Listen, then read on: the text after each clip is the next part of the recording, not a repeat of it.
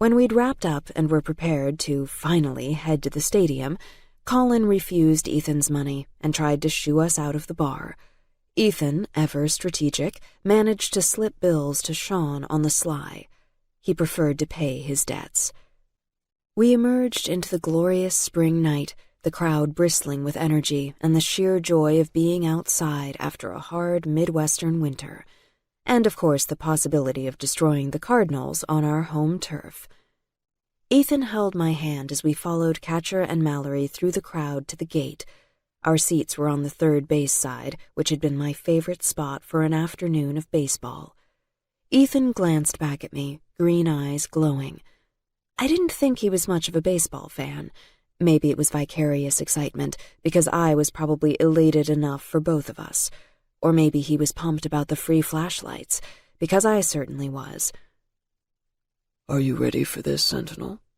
Ethan asked silently, using the telepathic link between us, forged when he'd made me a vampire that night a year ago. I smiled back at him. I am bursting with excitement. He took my hand, and we walked down the street just like two humans, a couple on their way to a night at the ballpark.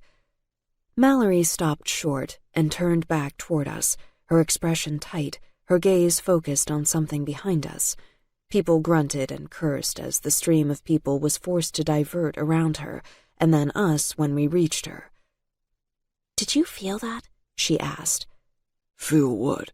Catcher said, looking around to find the threat she'd seemed to identify. "Something magic. Something bad."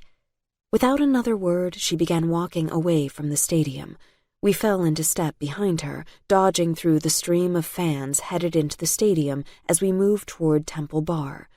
But she passed the bar, kept going until she turned into the wide alley that ran between the trestle that held up the tracks for the red line. "Mallory!"